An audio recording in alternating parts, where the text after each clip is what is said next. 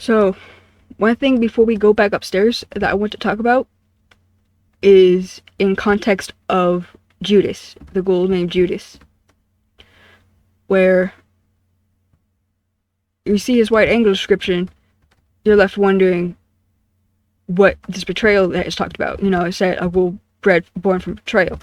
You're left wondering why that is. There is nothing in the game that expands upon this. Just like how there's nothing else in the prison or in the game in general that explains why Yala even exists. So you see this and you're just wondering what this betrayal is, what Judas even is, because the mention of a betrayal makes it seem like Judas is important, but this is never expanded upon. So you're left wondering what all this is. Now, in the test build, I came across a sprite that looks suspiciously a lot like Judas, and given its placement among the list of enemies, it would have been a prison enemy. Now, the thing about the prison and the test build was that it was largely unfinished. You could only go as far as meeting Magdalene, but you couldn't go to the medical ward, you couldn't go to the quarry, you couldn't go to the workshop, you couldn't do any of that. And there were no enemy encounters then because, again, it was unfinished. But the thing is that in the list of enemies, basically all of them that were made at the time did not have the right angle descriptions written. Not even that you couldn't access these enemies and you couldn't see the right angle descriptions. I mean that the right angle descriptions were not written at all, with the sole exception of this one enemy that looked like Judas. So I will show that now. So, the enemy in question is named Crocus. Crocus is on the left, and Judas is on the right. You can see how I think they're similar, the eyes, the two eyes like that, the type of grimace, the hooves, clawed hind legs and whatnot. And given Roland did unethical experiments fusing people with ghouls and specters, it's reasonable to come to the conclusion that the reason why Judas looks the way he does, looks so different, especially in regards to the tail, is because of what Roland did to him. Especially since one of the monitors says that Judas was outfitted with mechanical limbs, and that more would be made like him. So,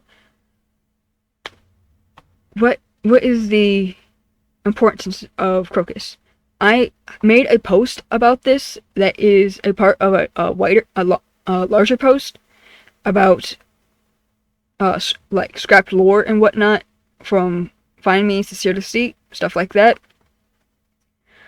Where with Crocus, I theorize that because based on his name is based on after a flower, much like, which brings to mind the ghoul and specters, bleeding heart and corydalis that exist in the industry district factory's basement, B2. And since the whole selective breeding of ghouls and and whatever was done for the specters was more so in Margaret's field of research, but also Gaius worked on this to some extent, that the reason why Crocus is named as such could either one be because he was made by Gaius or Margaret, but was taken from the factory to the prison. But this seems highly unlikely because there's no documentation on Crocus in the factory, and he's never mentioned by anyone. He's not even, because even Slothiel's talked about with even in B3, she has a note that can barely that if you're not very attentive, you would end up missing where it states she was moved because she was too big. She got too big. So that only leaves the other option of Crocus having been created by Roland, and it was possibly even, and given like the context of what Crocus looks like in contrast to like a lot of like things like the chimeras, the the other experiments, that he was probably one of the first rules Roland created, and he named him after a plant, much in the same theme that Gaius named some of his creations after plants. So he did it in Gaius' honor. And given the way Judas looks here, like something happened. So I ended up like expanding upon this, and that possibly the reason why Yatla exists is because Crocus wasn't what they were looking for. Like, because I did mention that Crocus does have a wide-angle description. I don't remember what it is, but it's not like something like that makes it like very obvious. It's not super important. It's not like to the extent of like but Judas is saying he was betrayed. It's I think it was like something similar to how Yatla is, where he was like frenzied ghoul that that has bloodlust, something like that. But I believe that Yatla was created in response to Crocus being deemed a failure because he wasn't what the prison or what Adam was looking for. So Yatla was created, and given their their reptilian features, like the tail and the hind legs, that they were created using some of Slothiel's genetic material to make them. And given the red eyes, that is a dead giveaway that they are corrupted. But they don't have like tendrils bursting out of them. They're not like skinned and like having melt, and they're not like basically melting, so they're not falling apart, which means that their corruption is controlled. But given Yatla is seen coming out of a vent, and it's not even hinted at any point prior to then, to literally right before you enter that door, and you see that clipboard, that it is implied that they are incredibly intelligent. And given that they are focused entirely on bloodlust, and they are very strong, it's just that I was overpowered and killed them very quickly, but they are very strong, or at least towards Elsons, that because of them being strong and them being intelligent, they weren't even able to be put down because they are too smart to be caught, and they can't get caught because they're too smart. And they're too dangerous because they're too powerful, so they ended up being too unwieldy. And because they could not get caught, and they could just like ambush people, Adam probably didn't care, or just thought that they were valuable enough tools to keep around in the prison, and just like he didn't give a shit whether or not people ended up getting killed, whether they were his guards or the prisoners. If they were snooping around where they shouldn't have been, where Yatla roams, then if they die, they die. Because like that place is a death trap. So because Yatla ended up being deemed a failure because they were too good at what they did, and Crocus wasn't good enough, probably. So they ended up being like kept around probably as a pet for Roland, whatnot. The Giottos were probably made, so they didn't use genetic material from Slothiel. They didn't use corruption or anything, and it seems that because the Giottos were said to be specifically bred for war, they're ghouls bred for war, but they end up getting put down pretty easily. But they're not as strong as Yatla, but like they get the job done. So later on, probably either as a directive from Adam or from his own idea, Roland thought to look back on Crocus and see if he could make him better, make him a weapon that turn this failure into something that could actually work, and Adam would be proud of. So he experimented on Crocus and turned him into what is known as Judas. And this could be the case because, like, you've seen what happened with, like, Magdalene being turned into Lilith, where Roland literally renames her. So it is possible that Crocus is Judas. This is not confirmed. This is just my interpretation based on literally having just found Crocus's sprite and connecting the dots. Because Judas would not exist if Crocus was deemed satisfactory enough, which means something had to have not been working with Crocus for Judas to exist. And given the whole thing about the prison just being pain and suffering and wanting to kill everything, and Adam wanting to be on top and having, like, all these corrupt people wanting power, chances are that the reason why Judas even exists is because Crocus wasn't strong enough or wasn't bloodthirsty enough, which would then end up making one think of, like, Yala, and how Yala would probably have been considered too good at what she does, what they do. So, yeah, this is what I ended up talking about on that post, specifically in regards to Crocus, Judas, and Yala. Again, it's part of a larger post about scrapped content and lore, so if you want to see that, it will be linked in the comments. But other than that, we can continue.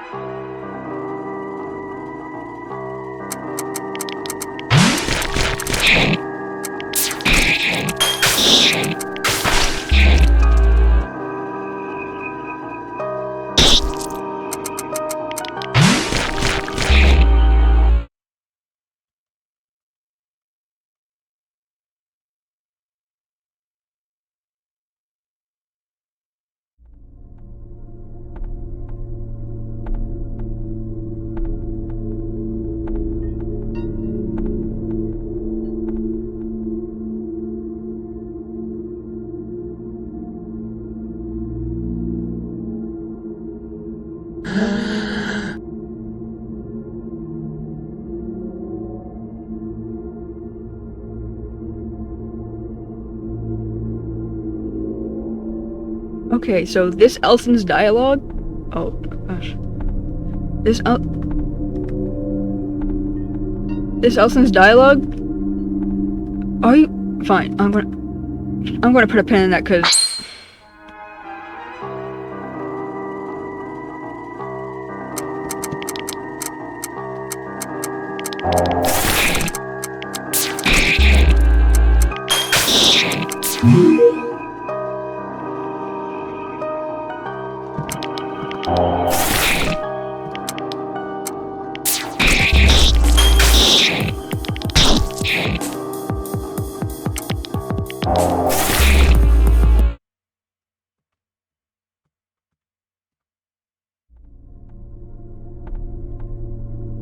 This Elson's dialogue.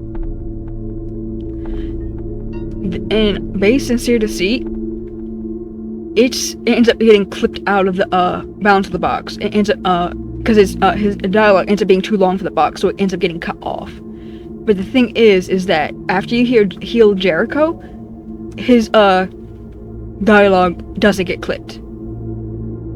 like the first dialogue box about you healing, you saving Magdalene, and then the following text box after that, but not the final one, it also gets clipped. But then after you heal Jericho, it's fine. So I had to fix that. And I don't know why.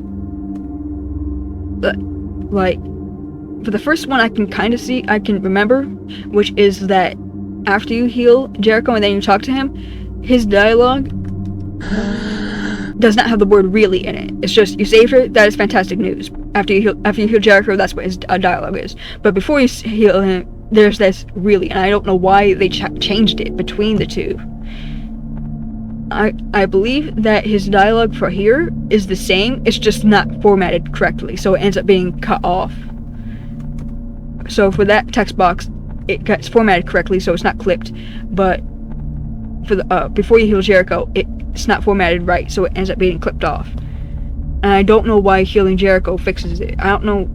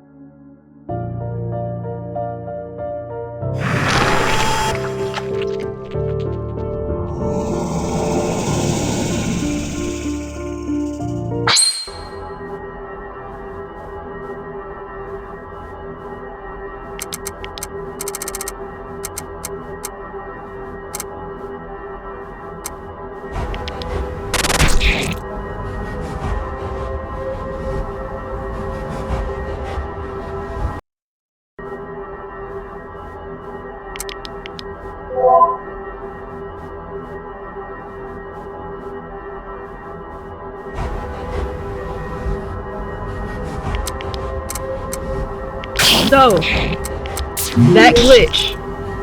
I've had this happen before. I don't know why the mana stagnation causes the game to crash. Because that's not intended. They wouldn't list a weakness and then that said weakness literally crashes the game. So I don't know what's going on. I tried looking through it to see what could be causing it. I might have to like look through it again. See if I could figure out what's going on, because I don't know why it does that. And that's the reason why I bought all those stagnations before I ended up finding those two, because I didn't even, because I forgot that there were two free Magnus stagnations.